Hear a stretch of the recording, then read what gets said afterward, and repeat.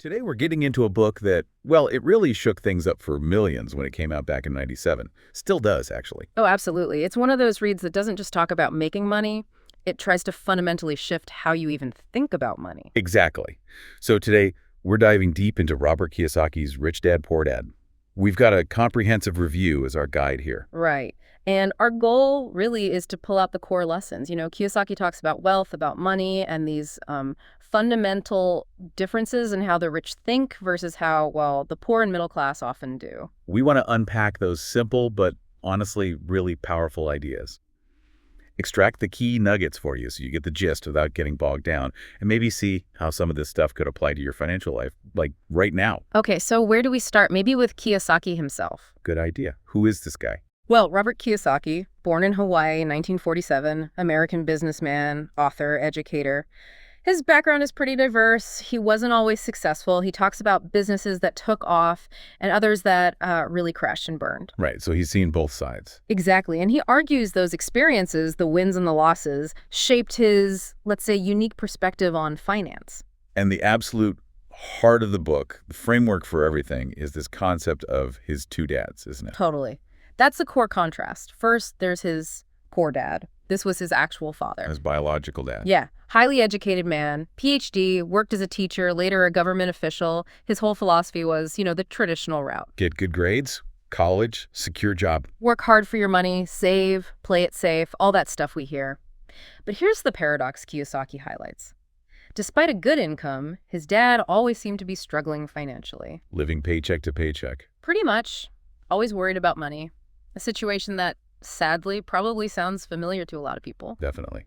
Okay, so that's Poor Dad. What about Rich Dad? Rich Dad was his best friend's father. And the contrast is stark. This guy didn't even finish high school. Really? Yeah. But Kiyosaki says he was incredibly money smart. His approach was completely different. How so? He was all about financial education, but not the kind you get in school. He believed in starting businesses, owning assets, and crucially, making money work for you instead of the other way around. So less about the safe job, more about taking calculated risks. Calculated risks, exactly. And building assets relentlessly. Kiyosaki says he started with basically nothing and became one of the wealthiest men in Hawaii. Wow. Okay. So these two figures, they're completely different mindsets. That's the foundation. It's not just a story. It's the premise for all the lessons that follow. Which brings us right to lesson one, maybe the most famous one. The rich don't work for money. Right. This challenges that core belief most of us are taught. Trade your time for a paycheck. Kiyosaki calls that the rat race. Sounds familiar. You're working hard, but not really getting ahead. Exactly. You're dependent on your employer, paying high taxes on your earnings.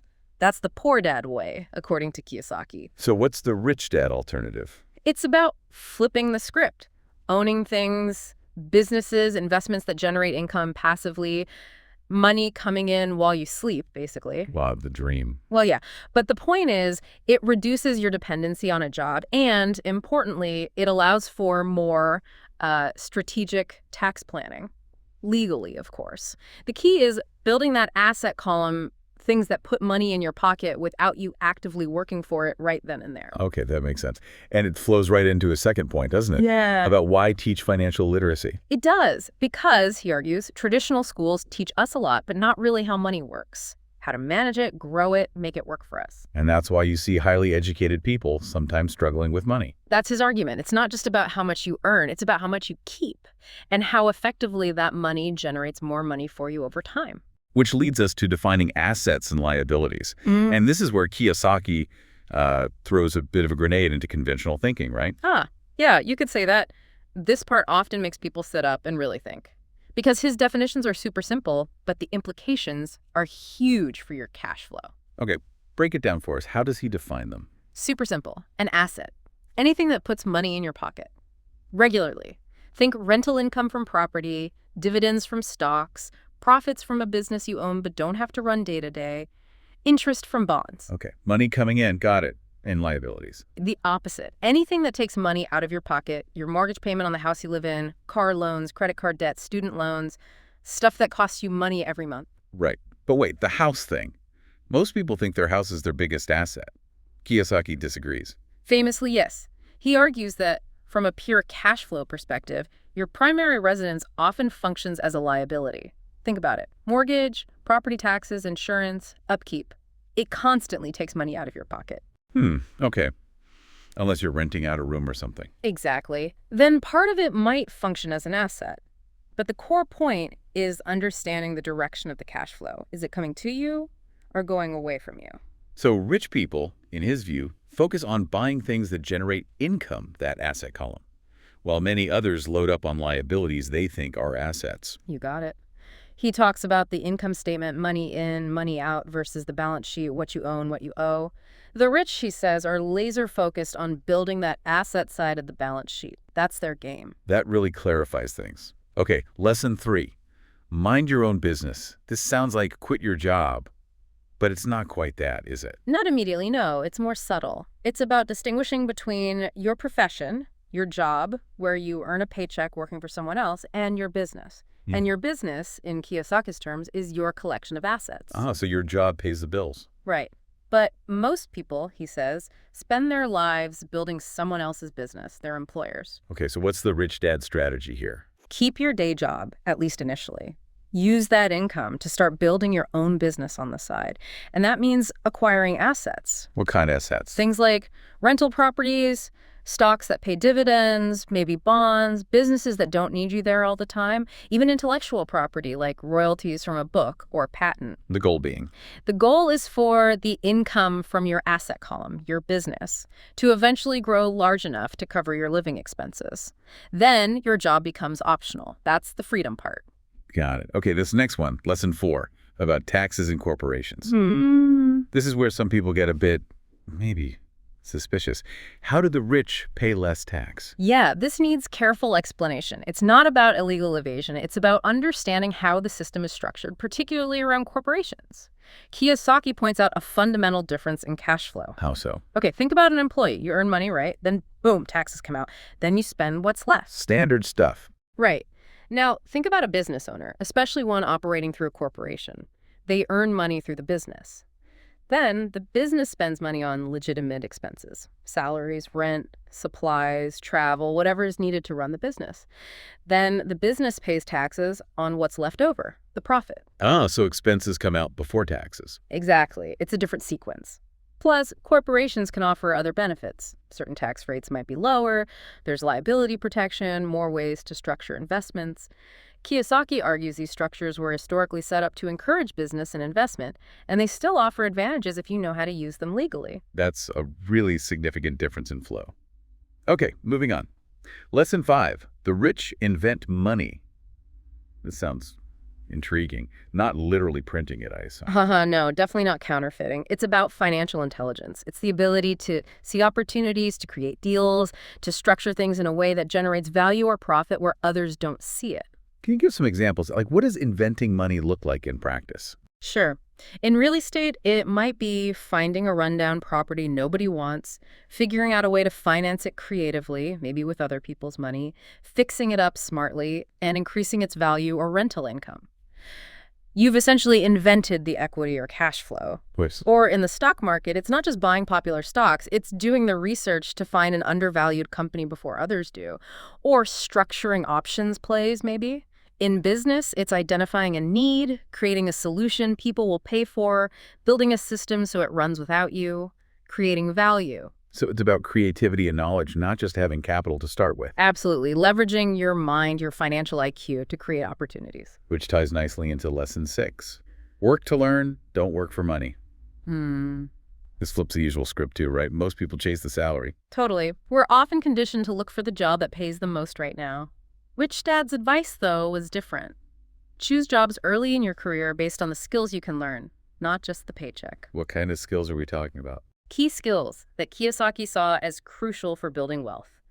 Things like sales and marketing, understanding how to persuade and sell, leadership and management, communication, being able to convey ideas effectively, financial literacy itself, understanding numbers, negotiation, problem solving. Skills that make you more capable of building your own business or investments later on. Precisely. He argues these skills are often more valuable long-term than a specific degree. He talks about his own path working in sales for Xerox, even though he didn't love it, specifically to learn how to sell. Serving in the military to learn leadership. He saw jobs as learning opportunities first. That's a powerful reframe. Now, he has his visual tool, the cash flow quadrant. Can you walk us through that? Yeah, it's a simple but really insightful diagram. It divides how people earn income into 4 categories represented by letters. E, S, B, and I. Exactly. E stands for employee, you have a job. S is for self-employed or small business owner, you own your job, basically. Think doctors, lawyers in private practice, freelancers. Okay, that's one side. That's the left side of the quadrant. Then you have the right side. B is for business owner, you own a system and people work for you. Think a large company, a franchise owner with multiple locations. And I is for investor. Your money works for you. Stocks, bonds, real estate, etc. And the big difference is left side versus right side. That's the core distinction he makes. On the left side, E and S, you're generally trading your time for money. Your income potential is often limited, taxes tend to be higher, and security depends on you actively working. You stop working, the money stops. Pretty much. On the right side, B and I, the goal is for your money or your systems to work for you. Income potential is theoretically unlimited, you often have more tax advantages, and you can achieve greater financial freedom and security because you're not solely reliant on your own time and effort. So the whole goal is to move from the left side to the right side. That's the journey Kiyosaki advocates. Building assets and systems to shift your primary income source over to the B and I quadrants. Makes sense. And along that journey, he warns about common mistakes, right? Things that keep people stuck on the left side. Oh yeah, definitely. He highlights several key pitfalls. The big one is just working only for money, staying stuck in that rat race mentality we talked about. Right. Another huge one is buying liabilities thinking they're assets. That fancy car, the oversized house you can barely afford. Things that drain your cash flow month after month. Instead of buying things that generate cash flow. Exactly. Also, simply not investing time in your own financial education, thinking it's too complex or boring or that you don't need it. What else? Fear. Big time. Playing it too safe. Being paralyzed by the fear of losing money so you avoid taking any calculated risks. Kiyosaki argues that not taking calculated risks can actually be the biggest risk in the long run. And finally, just not starting. Yeah, procrastination, waiting for the perfect time, the perfect deal, having enough money, which often means never actually taking the first step. The book isn't just theory, though, is it? He includes personal stories. Absolutely. Those anecdotes really help illustrate the principles, like the story of him and his friends starting a little comic book library when they were kids. What did they learn from that? Basic business. Yeah. Creating something people wanted, managing customers, handling money, and crucially, hiring his friend's sister to run it, learning about leverage and passive income even at that age, reinvesting profits. And his real estate deals. He uses those examples constantly. Buying properties with little money down, using leverage, having tenants rent, pay the mortgage, building equity through appreciation, showing how you can control assets without necessarily owning them outright initially. And the stock market. Again, it's about financial intelligence. Doing your homework, understanding financial statements, thinking long-term, reinvesting dividends to let compounding work its magic. They're practical illustrations of the mindset. Now, the book's incredibly popular, but it's also faced some criticism, hasn't it? It has. Some critics say it oversimplifies things, that the advice isn't specific enough, like a step-by-step guide. Others question whether Rich Dad was even a real person or more of a composite character. Fair points, maybe. But why do you think it still resonates so strongly after all these years? I think because it's not trying to be a detailed financial plan. Its power lies in its simplicity, its direct challenge to conventional wisdom about money. It uses accessible language, powerful stories. It gets people thinking differently. Exactly. It offers a philosophy, a mindset shift, and frankly, the core principles, assets versus liabilities, cash flow, financial education, making money work for you, they're pretty timeless, aren't they? Yeah, they seem to hold up. How do they connect to today's world, though? With, the internet, crypto, gig economy, all that. That's what's fascinating. The principles translate incredibly well. Think about inventing money or building assets. Today, that could be creating an online course, building a following on social media that generates ad revenue, developing an app. Digital assets. Precisely. These are assets that can generate income without your constant direct labor, just like Kiyosaki talked about with real estate or businesses. And things like crowdfunding offer new ways to finance ideas. Crypto, while volatile, represents a new asset class for some. The gig economy allows people to start side hustles more easily. Financial apps make tracking and investing more accessible than ever. So the tools have changed, but the core strategy of building an asset column remains relevant. I'd argue it's more relevant and accessible than ever in many ways. Okay, so for someone listening, maybe feeling inspired but a bit overwhelmed, what are the absolute key takeaways? Yeah. Especially for beginners. All right, let's boil it down. First, and maybe most important, mindset shift. Start thinking like an investor, not just an employee trading hours for dollars. Okay. Second, educate yourself continuously. Read books, listen to deep dives like this one, take courses, invest in your financial knowledge. It pays the best dividends. Makes sense. Third, start small, but start. Don't wait until you have a lot of money. Learn by doing. Even a small investment, a tiny side project, gets the ball rolling. Less intimidating that way. Definitely. Fourth, focus obsessively on acquiring assets. Before making a big purchase, ask that crucial question. Will this put money in my pocket or take money out? Got it. Asset column focus. Fifth, understand risk, but don't be paralyzed by it. Learn to take calculated risks. Playing it too safe financially is often how people fall behind long term. Right. And lastly, Build multiple income streams. Don't put all your eggs in one basket, especially not just your job. Diversify where your money comes from. okay, that's a solid list. How might someone structure actually doing this? Like an action plan? Kiyosaki kind of suggests phases. First, Okay. an education phase. Maybe spend a few months just learning, reading, tracking every penny you spend to see where it goes. Understand your current financial picture. At your bearings. Exactly. Then, a foundation phase. Maybe open an investment account, even if you don't fund it much yet. Research different asset types, stocks, real estate, online businesses. Find what resonates with you. Laying the groundwork. Right. Then comes the action phase. Make that first small investment. Launch that side hustle website. Take the first concrete step, even if it's imperfect. Get momentum. Yes. And finally, it's a continuous growth phase. Keep learning, reinvest profits, scale what's working, adjust what's not. It's an ongoing process, not a one-time fix. That sounds manageable broken down like that. Yeah. What about common questions? Like, is this stuff really still relevant? Do you need a lot of money? Is it just about real estate? Good questions. Yes, absolutely still relevant.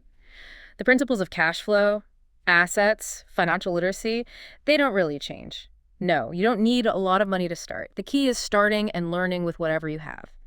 And definitely not just about real estate. That's just one example Kiyosaki uses heavily. The principles apply to stocks, bonds, businesses, intellectual property, anything that fits the definition of an asset. And yes, these ideas are pretty universal, applicable globally. So, wrapping this up, Rich Dad Poor Dad is ultimately about more than just getting rich, isn't it? Much more. It's a fundamental challenge to how we're often taught to view money, work, and our own potential. It's about shifting from being a perpetual worker for money to becoming someone whose money, whose assets work for them. It's a framework for thinking about building wealth and freedom, not really a magic formula. Exactly. It's not a get-rich-quick scheme at all. It's about changing your financial blueprint. So what does this all mean for you listening right now? Kiyosaki's core argument is that your financial destiny is largely in your own hands, based on your choices and your financial education. So maybe the question to leave you with is this. What's one single, maybe small, but calculated step you could take this week to start making your money work just a little bit harder for you instead of you just working harder for it? Something to think about. And just a reminder, of course, all investing involves risk. This discussion is for informational purposes only. Always do your own thorough research and consider talking with a qualified financial professional before making any investment decisions. I hope you liked this informative video, which can make you excel in your life. Thanks for watching this video. Don't forget to like, comment, and subscribe for more informative videos. Stay connected. Subscribe now.